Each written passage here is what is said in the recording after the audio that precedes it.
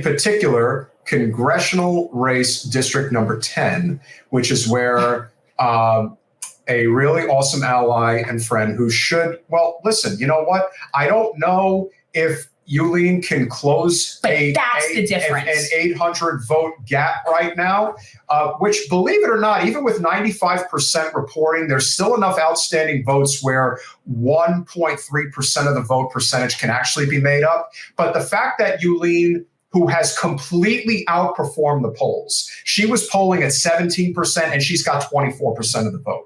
So what that tells me is that she really wasn't that far off to begin with. But the fact of the matter is, Mondaire Jones made a colossal miscalculation of immense proportions, and he's got 18% of the vote, but he is well behind. He is behind in terms of winning, he is behind by over 4,000 votes. So basically, he was the spoiler for her. This is somebody who decided that he didn't have it in him, or the stomach, if you will, to run against Sean Patrick Maloney. Is this when it got, okay, so they got redistricted. Correct. And so in order for him to maintain a seat where he would have to run against someone he was afraid of. Correct. So he decided to get into a race that he deemed easier. So he decided to carpetbag, because that's what it is, go run in another place and figure that, hey, that'll help me. I can't even for the life of me wonder what he was thinking doing that in the first place, especially because he was supposedly a non-corporate candidate. You could have united so many people against Sean Patrick Maloney, who's the head of the DCCC. People can't stand that crap. And it just unfortunately made things so... her too, with taking votes away from... Why wouldn't Holtzman get out of the race? I don't know. Anybody who considers themselves progressive and non-corporate that doesn't step aside when there's somebody in that race that's clearly outperforming them, you're not in it for the movement, you're in it for yourself. That's for sure. Because those supposed more progressive people are now taking votes. And I just want to say, and we both want to acknowledge Alessandra Baeghi, who unfortunately, as expected, got crushed by Sean Patrick Maloney.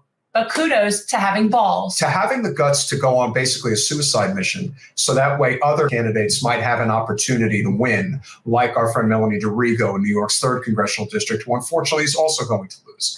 And this is just a reflection of just how, especially in New York, it is unacceptable how fractured these movements are. Because, again, they're usually pretty strong when it comes to the state and city races. But for some reason, when it gets to the federal races, they can't get their act together. Well, they also have a serious gerrymandering problem as well. And that's gerrymandering in a blue state.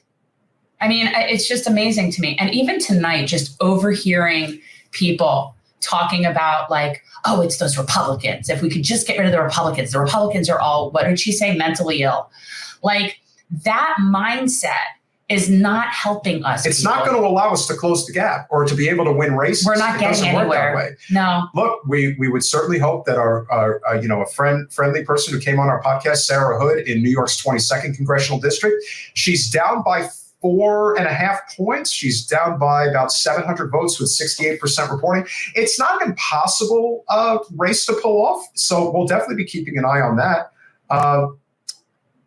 You just don't know. And so when you see some of these races, which one were you looking at? Which one? Oh, never mind. Keep going. Yeah. So, unfortunately, that's why these races hurt as much as they do.